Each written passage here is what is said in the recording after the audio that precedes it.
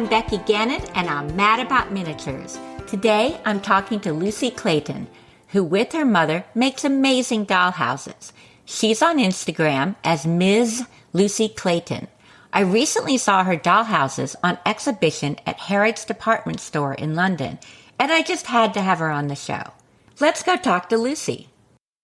Hello, Lucy. It's so great to have you on the show. Thank you for having me. It's a pleasure to be here. So, Lucy, you are the owner of Kensington Dollhouse Company, which is pretty new. It's very new, that's right. This is really our first kind of year in operation. And the way I found you was actually a little accidental.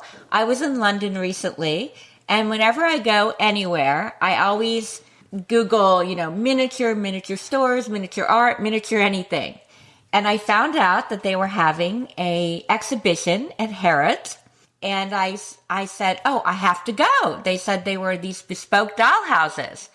I'm so glad you got to see them. I was so thrilled when you said you'd managed to actually see them in real life. Yes, I was blown away. And one thing that really struck me, there's so many, but as you get close to them, the color and the patterns of the wallpaper just shoot out. And entice you to come in. We're not into quiet interiors, I would say. We're quite exuberant. You ascribe a little bit to my theory of thought, which is more when it comes to color and pattern. Oh, 100%. Yes, we're on the same team on that. Yes. So tell us a little bit about this exhibit in Harrods and how it came to be. Well, it's the biggest exhibition of our work to date. It was our first ever commission, and it all happened very quickly. I should say, really, I suppose at the beginning that the Kensington Dollhouse Company is a very grand title, but really it is just my mother and I, and we work together. I love that. I love that it sounds so grand. It sounds so grand. And there is a reason why we're called that. And we are genuinely based in Kensington. So, our HQ is the house that I'm recording from at the moment. We are kind of equidistant between Kensington Palace and Holland Park. So we're right in the centre of London. Everything is sort of starts from here. So that's why we called it that. But it does sound extremely official. And really, it's just her and I making things that we love. And it is that simple. The whole company kind of happened accidentally. We made the first doll's house for my daughter Bunny, who at the time was a baby. And after that, we just loved it so much we didn't want to stop. And I think that's probably a sensation that many miniaturists will be familiar with because we're addicted. Yeah, let's go back to that for a minute. So I can't tell you how many times, my interviews have started with, it all started for a dollhouse for my daughter. Yeah. Yeah, it's like the gateway drug to then a lifetime of... Right. So tell us about that. Was it you and your son looking for a gift for your daughter? It was so accidental. It's almost comic. Because we live in Kensington, it was a rainy Saturday and there was a big queue outside Kensington Town Hall. And I wondered why. So I was with my son Kit, he's now nearly 15, and Bunny was a baby. She was asleep in the pram. And I asked somebody in this queue what they were there for. And they said, oh, it's a doll's house show. And we thought, oh, well, that will kill an hour. I didn't realize that would mean my whole life would change direction. And we walked in and Kit and I just immediately, I think, understood that this was an entire universe that we hadn't kind of appreciated before. And It's fair to say that we immediately were hooked. So we bought the biggest doll's house we could find. It was taller than him. And we thought, well, let's buy this shell of a house and then let's make it this beautiful thing that we could do together kind of over the summer holiday was what we were thinking. We could decorate it. And then by the time Bunny is old enough to play with it, it will be finished. And it was also straightforward. It felt kind of like such a simple transaction. But of course, because it was so massive, it was actually really intimidating to sort of start on this thing. And we ignored it for a long time. It was so big that it took us 2 weeks just to prime it. Oh my God. I think we were quite slow to start. And then once we started, I very quickly realized that actually it had nothing to do with Bunny, and it had everything to do with my design aspirations and my love of interior design. And I'm not someone who does things by halves. you're going to bother making something, it should be you should aspire for it to be the ultimate version of itself. And so, Absolutely. suddenly I just wanted to make the best doll's house I'd ever seen. I kind of became obsessed by it. And then House and Garden wanted to photograph it. And that was before it was finished. So that was quite stressful. And that was when I roped my mother in to help me finish it, because I was suddenly up against this shoot deadline. It felt quite exposing to have this thing that we've been working on kind of very privately, sort of photographed by such a prestigious publication. And so she was roped in. She and I have very different skills. So she does a lot of the upholstery, all the upholstery, and like anything to do with fabric is her sort of area of expertise. And so initially that's how she kind of got involved. So she sort of rescued me on a few things that I just don't have the skill for. And then we did the shoot, which was lovely. And that team was so nice. And I wrote the article that accompanied the sort of showcase of this first doll's house, which at the time we thought would be our only doll's house. Right. Then sort of like a month later, or sort of 6 weeks later, House and Garden posted the video of it as a reel on their Instagram. And it went crazy. It just went crazy. I mean, we could not have, so much of this journey we could not have predicted, but I think certainly we were really shocked and overwhelmed is the only real word to use for the response to that doll's house online. We had spent so much time on it and were completely immersed in that world and in love with it, but we had no idea how it would be received by anyone else. And, you know, there was something in the back of my mind, which was, is it a bit weird showing a doll's house alongside, you know, lots of other, you know, real houses and very grand, you know, very impressive other houses? Is that a bit strange? And so we were a bit nervous about it. And then what came back was just so lovely. It was amazing. Well, I'm not surprised, because the mini community is always lovely and supportive. But let me ask you, so had you not really been aware of the mini community? Did you sort of do this in a vacuum because you had sort of connections with House and Garden, and that's how that came to be?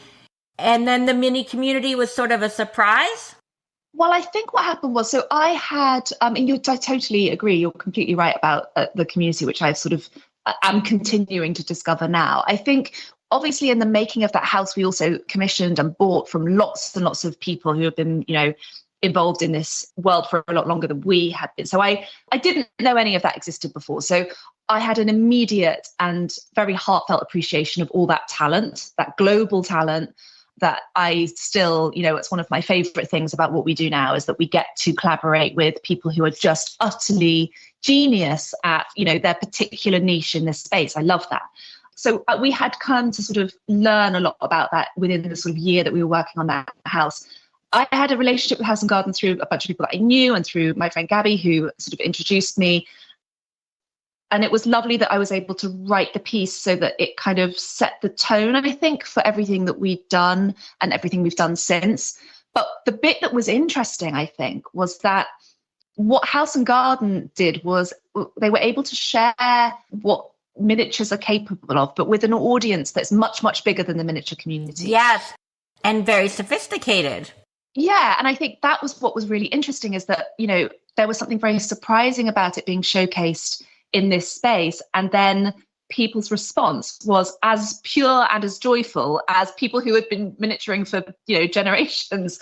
But because I think, you know, there is a sort of fundamental pull and interest towards these tiny, tiny objects.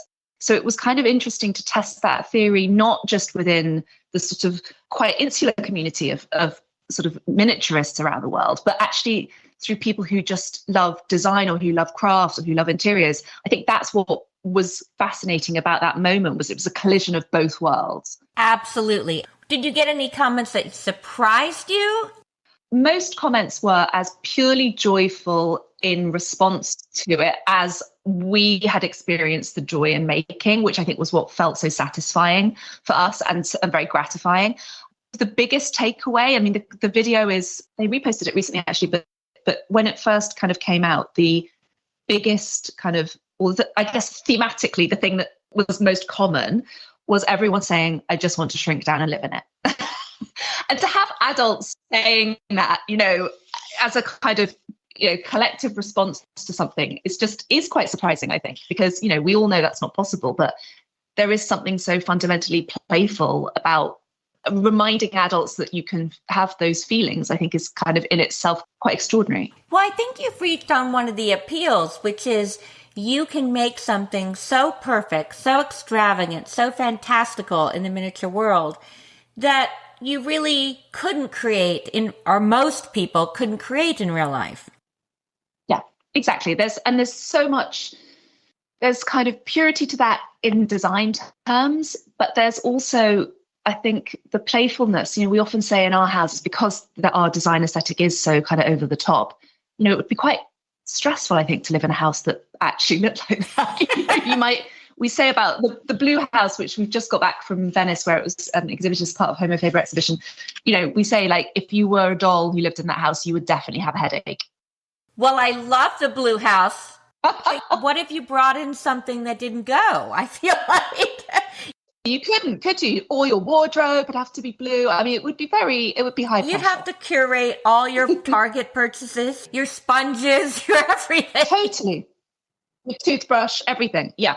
I think it's not sustainable. But I think, being able to have an idea and then execute it so thoroughly, like with no compromise, even if you have a huge budget and lots of time and skilled builders, there are always compromises in creating, real spaces. And so I think part of the great pleasures for everyone is not having to consider all those practical, boring things. Yes, and you have some little extravagances in your houses. And in my real house. So I feel like we are drawn to extravagance. Yeah, I'm not ashamed of that. Yes, we do. So can you give me one or two examples of something you put in your dollhouse that maybe you couldn't have done in real life? I mean, there's one thing that we often do, which actually isn't something that we put in, but rather something that we leave out. And that's quite often we would put in a bathroom with no loo. Because, first of all, no one needs to go to the loo in a doll's house. And secondly, when did you ever see a loo that you were sort of looked at and thought, gosh, that's the most beautiful loo? Like, they just don't exist. They're not nice things to look at. So given that we don't need them, so we'll have the bath and we'll have the sort of, pedestal sink and things like that. But we often leave the loo out. You are speaking to the choir. When I first started my dollhouse and this podcast, I identified 3 areas of minor controversy in the dollhouse world. And one was bathroom or no bathroom.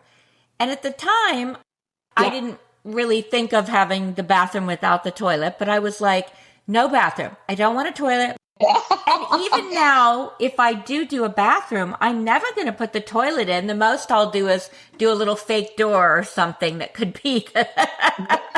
Very chic. That's a very chic solution, I think. Yeah, and similarly, stairs, I don't really love. If we're doing a vintage house, which we often rescue vintage houses, that's something I really love doing. Then obviously we don't sort of structurally change it. So we would keep the stair and retain that. But when it's our design, we never have a stair. We think it's a waste of space. You can't play on a stair. And they're so fiddly to do, and they never really look as wonderful as you want. And it's straight out with the stairs for us. And then in terms of smaller extravagances, I feel like we, certainly in that first house of bunnies, it only serves cake and champagne. That's the only food really in the whole house. Because why would you want to eat anything else? I have no idea. I now have so many little cakes that I decided to put a cake in every room because why not? So I have a cake that matches the design interior aesthetics of each room. Gorgeous. But you know what this really reminds me of? I was recently at the London Design Museum when I was in London, and I saw the Barbie exhibit.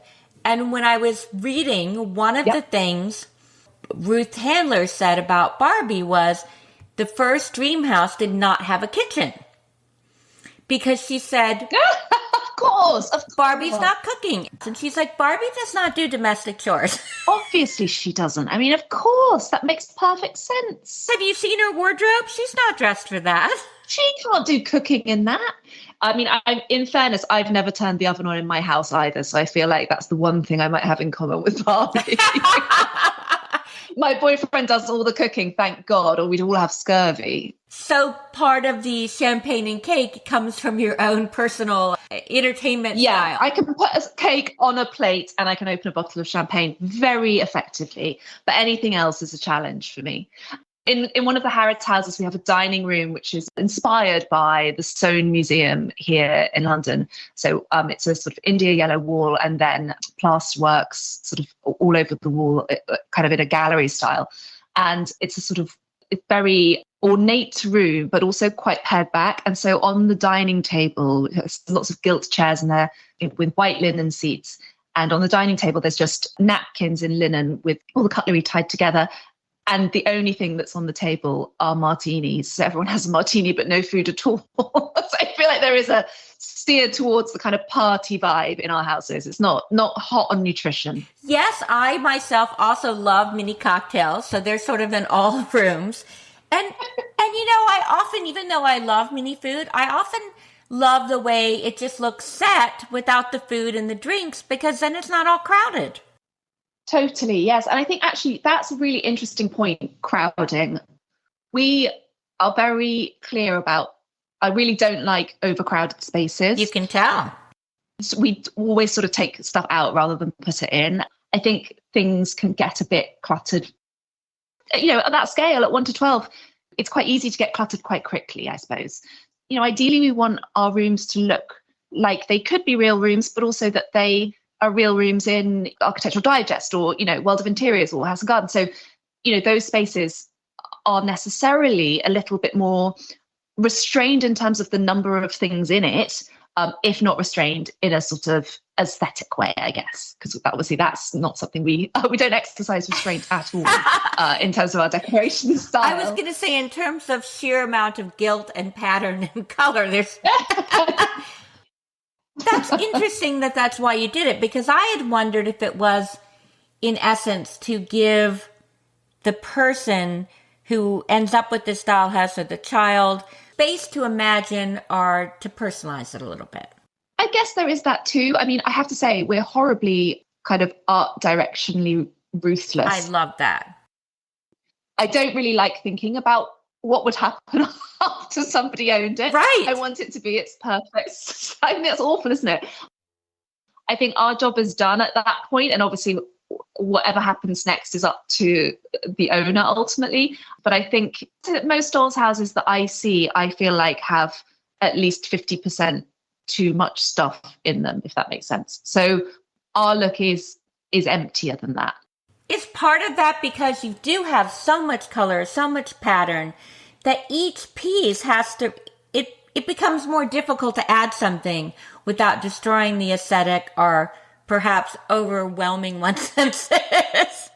Yeah, oh, definitely. But I also think it's about, if you have designed a room with a certain kind of inspiration in mind or a certain aesthetic, you want those individual pieces to be able to sing. And I think quite often when a room has too much stuff in it, it is just a bit overwhelming and the eye doesn't really know where to settle. And, whereas I think when it's a bit more, as I say, a bit more ruthless, then I think the look is just stronger that way. So for us, that I know that other people, like, one of the things that they enjoy is that you can just layer things on, and you can, obviously I'm not in any way trying to take away from that pleasure. But for us, the pleasure is more in when you stand back from the whole house, what does it make you feel as a kind of object in its entirety? If that makes sense. It's interesting because as you describe this, I realize my real house is a little like that.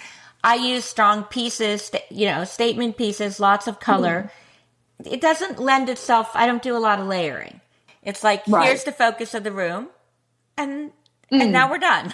Yeah, exactly. Yeah, I would say that's definitely how we approach the sort of design challenge aspect. Your wallpapers. Tell us a little bit about the inspiration for these beautiful wallpapers. I mean, we love wallpaper both in real life and in miniature.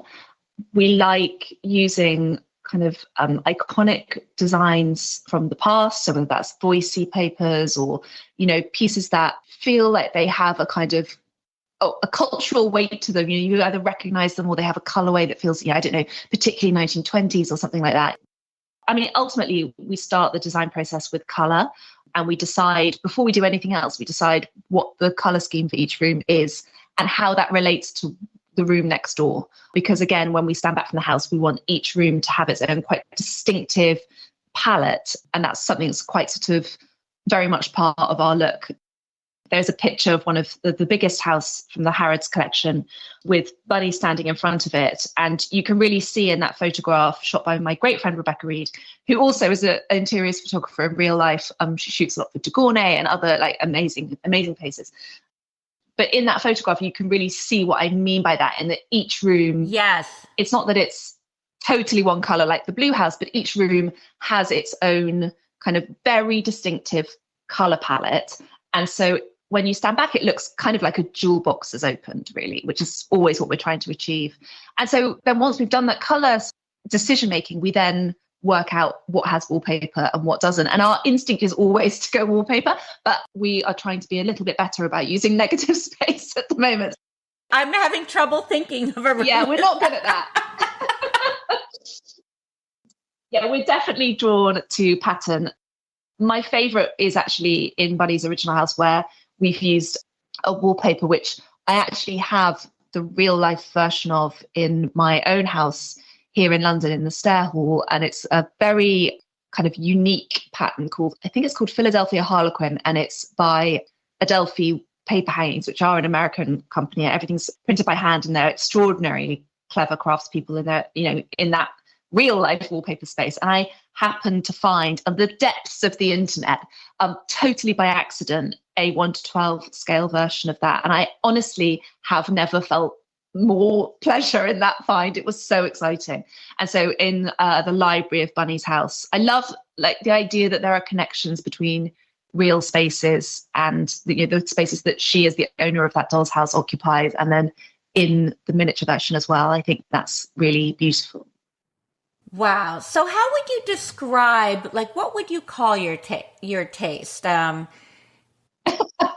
came up with a few: timeless exuberance. Yeah, I mean, definitely. Pretty in pattern. I think timelessness is important.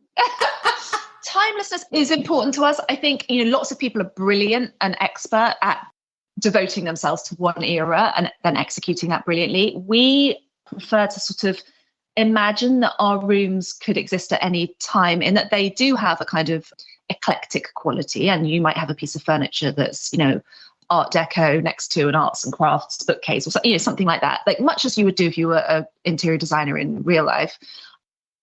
But also we want them to be spaces that feel desirable to modern people. So, they have a relationship with trends in interior design now, and I think that's quite important. So we like them to not be able to fix them at a point in time. That's quite important for us. And then I think the exuberance point is just that, yes, we are in general over the top.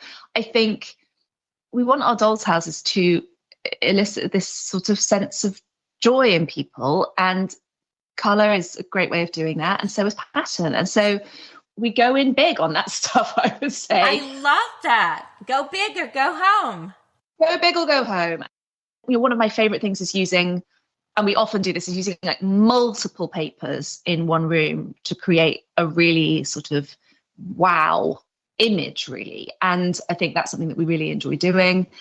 I mean, we used to have an expression between us. I mean, anyone who works in a family business, or who has, works with anyone that they are related to, will know that you have lots of sort of shorthand ways of communicating with one another. And we used to say things like, could you just bonkers that up? Which would mean sort of, can you take, am I sounding so British? Yes. Could you take this table and if we bonkers that up, could we make it look something more incredible? And the answer is, of course, always yes.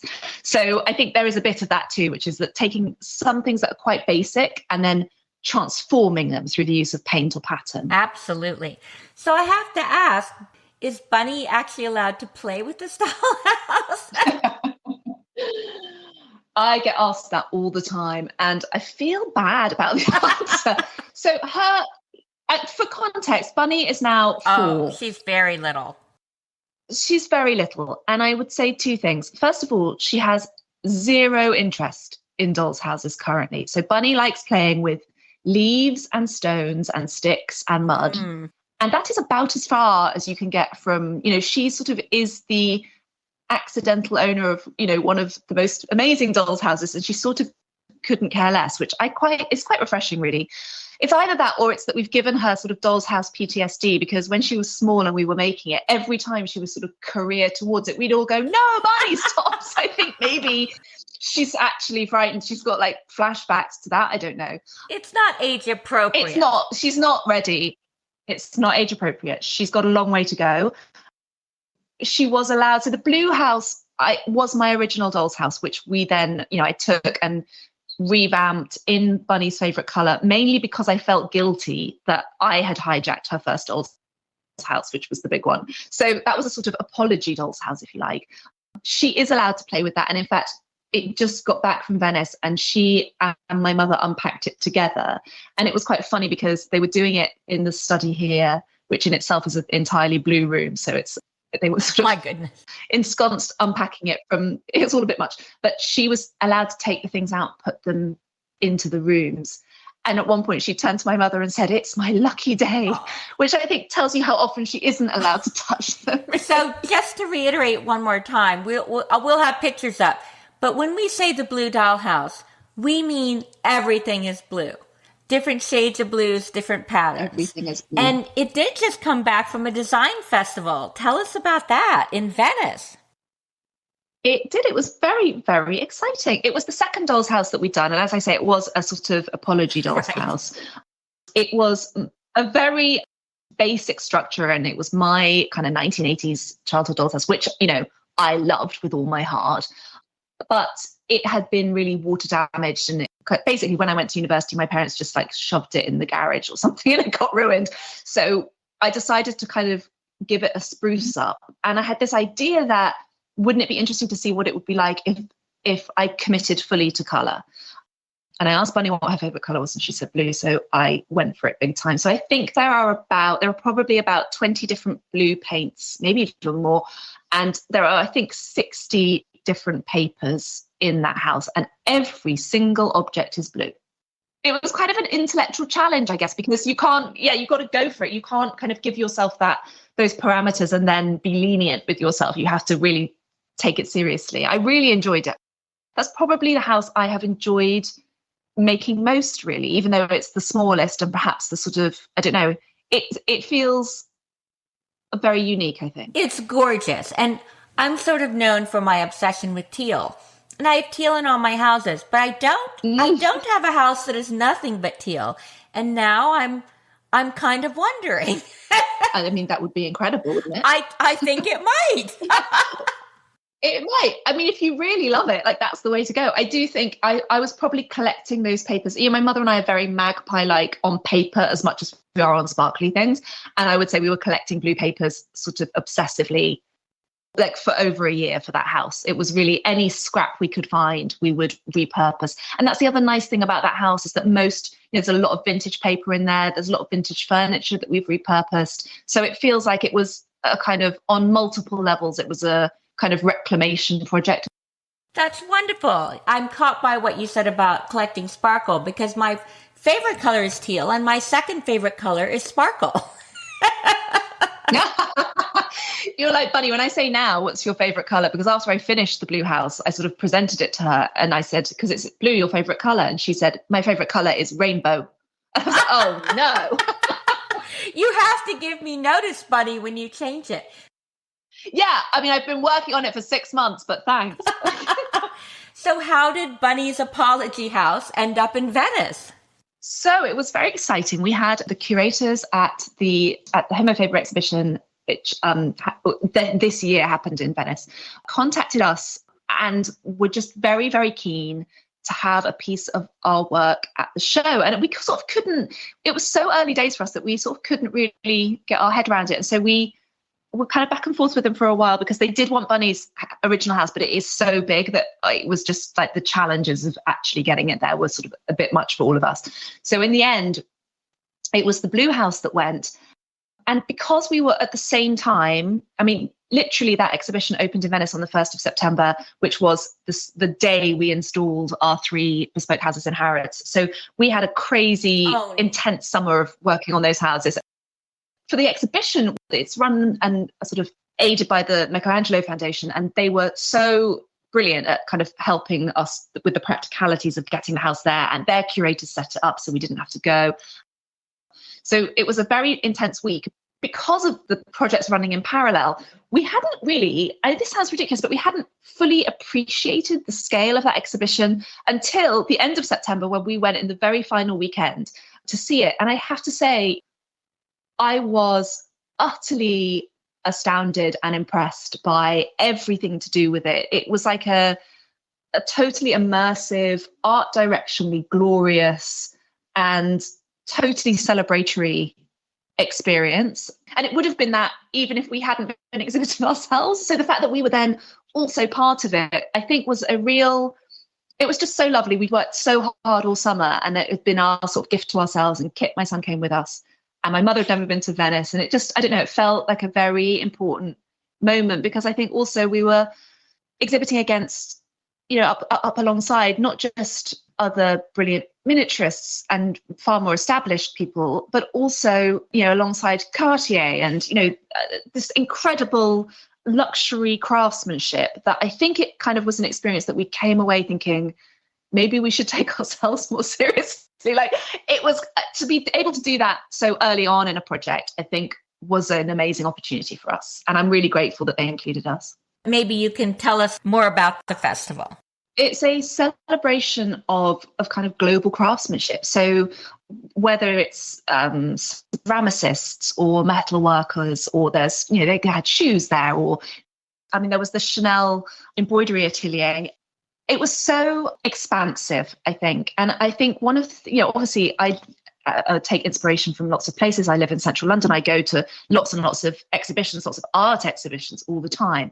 There's something about their focus on craft, which kind of shifts the axis slightly.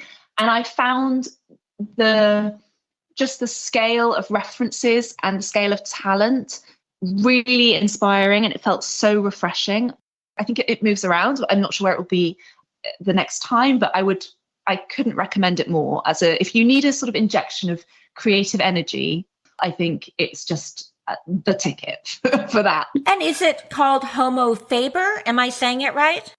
Yep, and it's run by the Michelangelo Foundation, and I think they're also really very supportive of, particularly of young makers. And there's a guide which I can send you the link to, which also has all the makers around the world who have exhibited are then in this guide, so you can even see pictures of their workshops, and so that's lovely too. Like, there's a sort of afterlife as well beyond the exhibition itself. So if you're listening, it's HOMOFABER, and you'll find it on Instagram. I can just hear my friends and listeners rapidly trying to find it.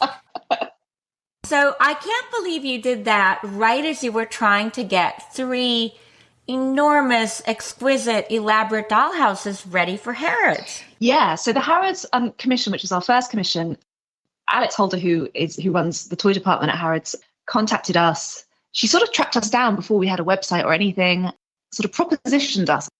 And it took us a while to work out kind of what we were going to do together. And then ultimately we made these 3 houses, a manor house, a townhouse, and a cottage. And for 6 weeks, we were sort of in this pop-up installation space within the toy department. And the houses are still there, kind of dotted around the store, so you can still see them.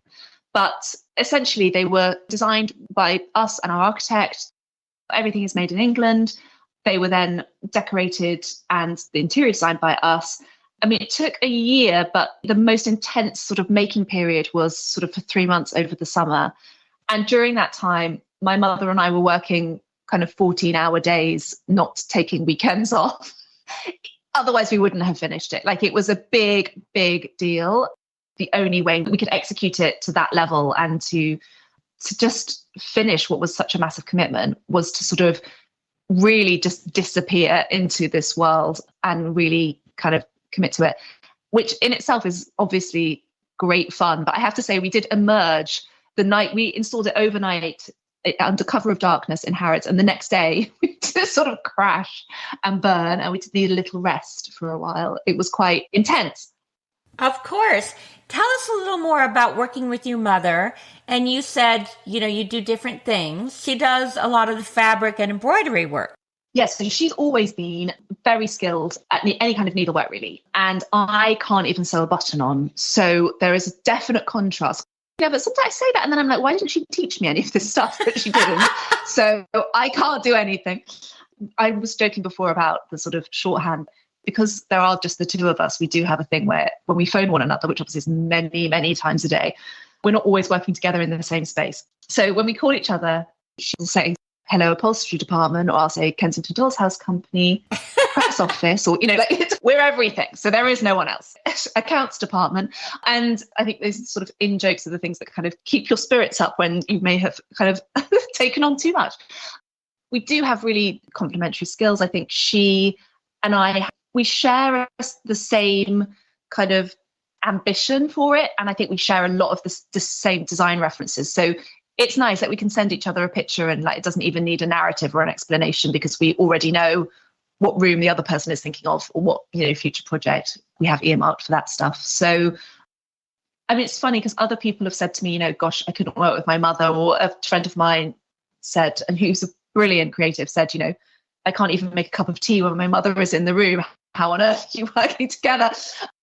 And I think actually for us, there is something really nice about just being able to crack on. I think when you're related, you don't have to manage one another. You can just focus on the work and focus on the bits that you enjoy. And, you can also be really brutally honest with one another. So mostly we're very aligned. But if one of us has an idea that the other person thinks isn't good, then they can just say that's rubbish. Although we do often say that's going in your appraisal. Of course, no one's having an appraisal. If one of you does think something's rubbish, does the other say, okay, or is there ever a little back and forth? Oh, no, we say it's rubbish. And then if it's rubbish, then it doesn't get through. Okay. So, yeah, it's tough. It's just not an option, is it? There's no point in pretending. Yeah, I'd say we're quite tough with one another. Right. Well, you call a spade a spade.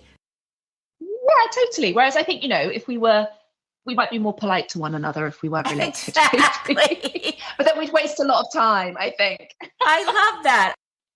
I think one of the things that we both share is this sort of love of learning within the space as well. So, for example, we started the year at Pinewood Studios here in London, which actually is where Barbie was filmed, I think, and Bond and lots of the, major, it's probably one of the biggest studios in the world. And we spent a week there with the art department learning a whole bunch of different techniques about sort of miniature set building. And the reason we did that was because we knew that we could take those skills and then apply them to what we were doing. So even though it was funny because we were actually making this sort of post-apocalyptic scene, which couldn't be from a design perspective further from what we produce or what we love. But what we love is being able to take on a whole different set of skills and then apply them to our look. So I think she and I are both kind of good at doing that and good at kind of taking as much from a situation as we can and then reinterpreting it for our own ambition, if that makes sense. So you took an intensive course. Yeah, we were learning from people who sort of within film and TV who do this within kind of that industry. But all along we're thinking, because we knew that we were doing the Harrods project. So really in our head, we had, ballrooms and chandeliers, but we just happened to be kind of working on, degrading an industrial 1 to 12 scale sort of air conditioning unit. So it was quite, again, I think intellectually that's quite interesting, kind of forcing yourself out of your comfort zone and then seeing when you come back to your space, how your kind of methods was changed. I find that really interesting. So was this something you put together? No. So for anyone, there are a bunch of amazing courses that you can do at Pinewood, and I'm assuming at other studios too. And this one was miniature model making for film. And it was just a week's intense learning. And it was brilliant because it was everything from kind of mold making. You can imagine all the skills that it covered. And it's interesting seeing it through the lens of a completely different industry. Oh, yes, I bet it is. And I am seeing so many more dollhouses in TV and movies now. It's reflecting the trend. Oh, totally. And I think if you look at Christmas windows now, I mean, I'm pretty sure these are universal, but, Gucci, the Christmas window is dolls' houses. Yes. They're everywhere. I mean, we have been overwhelmed by inquiries, not just from individuals, but from brands who want, to do something that's kind of totally bespoke to them, but is absolutely doll's house fixated. The interest, I think, is definitely growing, not waning. Do you find ever that when brands reach out to you, they don't quite understand how really bespoke and handmade it is, how long it will take, how much it will cost to make it worthwhile from a financial perspective? I find that every time. I mean, literally every time. I think there has not ever been in a case where we haven't had to do quite a big education job at the same time. We don't pitch for work and we get approached for things. And on every occasion, you kind of have to really start with the basics. And that's fine because, I don't assume that anybody knows what the process is. But I do think it is hard when you're looking at the finished object to appreciate that what you're looking at is hundreds of hours of work. And the problem is that there is no way of accelerating that. I think that's something that people find very difficult when coming in from the outside. Well, I asked that because so many of my friends have stories about that when they're like, oh, in 20 days, can you have 40 bespoke tiny sweaters made, or can you recreate? No. And they also don't understand that making, they also don't understand that making more than one, it's not a factory. Still have to make them one at a time. By hand, exactly. I joke no, but I think it is important to say no to things. I mean, we've said a no to a lot of things this year. And I think projects that work really well, we just did a project with Vinteria where we rescued a vintage house and their audience kind of chose all the final elements and it was very interactive. And then we gifted that house to the Museum of the Home here in London. It was auctioned for their charity work. That was a project that from the beginning, everybody understood the parameters creatively, what was important about it, where it would end up, and that it would have this sort of important kind of legacy. Everything about that was aligned. They were so collaborative and open, and it meant that it was a joy from start to finish. But very often, I mean, we've had a thing which was like, could you make 7 dolls' houses? We need them in 5 weeks. And I mean, sometimes I just don't even know what to say. No. So I say no. Right. I mean, when it's so off, it's like, no, do I try to explain all this or do I just move on with my life, But I think it's important to explain because I think it's not only about the process and what they can expect, but I feel it's also about miniatures gaining the status of art versus craft or versus a novelty. Do you know what I'm saying? You've kind of hit the nail on the head really with exactly that challenge. And I find this like quite a tricky and emotive subject. I have lots of female creative friends who get asked to work for free multiple times a week. And I would put myself in the same. We are always asked to do stuff for free. And I used to be more tolerant of that. And now I find it just deeply offensive. And then there is this extra layer of that problem within miniatures, which I think you're right. It's that sort of tension between, is it art, is it craft? It's really important as a group that we kind of collectively try to, it's not just raising the awareness of these things as beautiful heirloom objects. It's about raising the awareness of what that process is to make them and what talent required to make. When I think of makers that we commission or that we work with, I wouldn't dream of asking them to do it in half the time for half the cost, because it is art and you've got to hold your nerve a bit on that stuff, because otherwise this problem will just continue. So for us, that does mean mostly declining things and then very rarely finding a situation where everybody appreciates the kind of the effort and the skill and the time. And then those projects are glorious and the outcome is glorious and the process is enjoyable and creatively fulfilling. Yes, you were right that the miniatures have an extra layer, because what I hear from people is, but it's so small. And I say the smallness adds more difficulty and more art. Yes. It doesn't make it easier in any way. Or quicker. I mean, anyone who says that should then be sat down and made to, I don't know, make a miniature piece of embroidery or something, shouldn't they? Absolutely. They should have to make a chair from scratch. Yeah. Or do something. I agree. And I do think to some extent the fact that there are a lot of women that do this and that it's a childhood toy makes it even easier for people to think, oh, it's nothing. I saw a meme the other day that said, if men do it, it's art. If women do it, it's a craft. 100%. And that's a problem throughout kind of the history of creative endeavor. That's a problem. If you think about how weaving, for example, has been thought of as a sort of female domestic craft. The Tate Modern only a couple of years ago was the sort of first and this was really recently, the first major gallery to have an exhibition devoted to a single female weaver. Anything to do with textiles, anything to do with domesticity, and of course, dolls' houses fall right into that category, and miniatures fall into that category, is considered a lesser level and not given this. But it's a bit like novels as well. If a man writes a domestic novel, it's the state of America, and if a woman writes it, it's just a domestic novel. So I think that there's that is something that we have to resist, and also I think it's about knowing, which is sort of I think what I mean about when I say we came back from Venice thinking let's take ourselves more seriously. Part of that is knowing what it is worth and kind of being okay with saying, actually, no, I'm not prepared to work like that. I think it's a really tricky thing to do because those are not necessarily comfortable conversations, but I think you're absolutely right that it's important to, I think, for us to collectively resist the categorization that means that it should be, not given its full value. I think all those things are part of that conversation. And again, I think it's why it is worth thinking about. It's a bit like sort of interning for free at the beginning of your career. If you can afford to say yes to that, you're kind of taking a job from someone who could be paid for it. You are sort of perpetuating absolutely a lot of that stuff. So yeah, it's a big subject.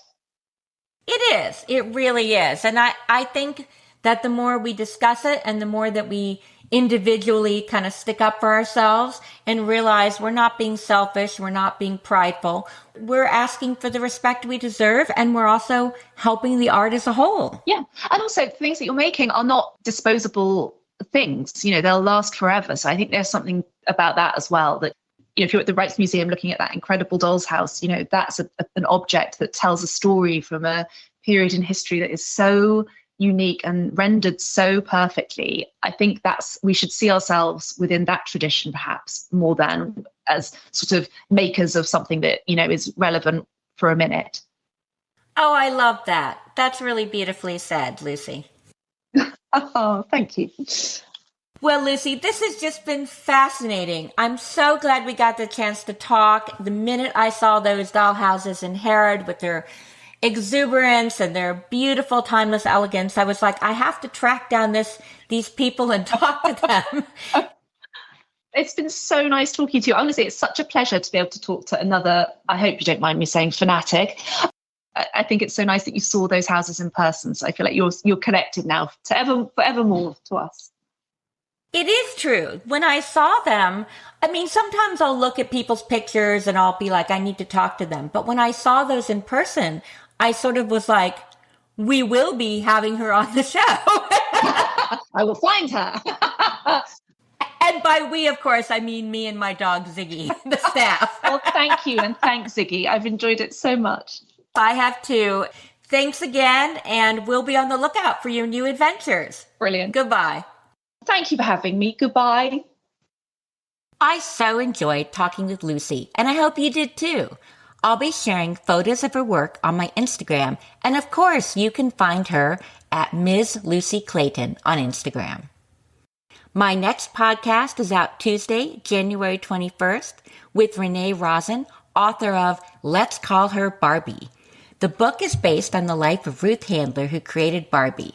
If you think you know the whole story, think again. The book is fascinating, and I learned so much about Ruth's struggle to create and market Barbie. The book comes out the same day as my podcast, so we have the scoop.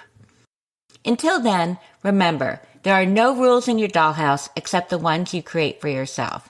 Now go make something tiny and beautiful. Goodbye.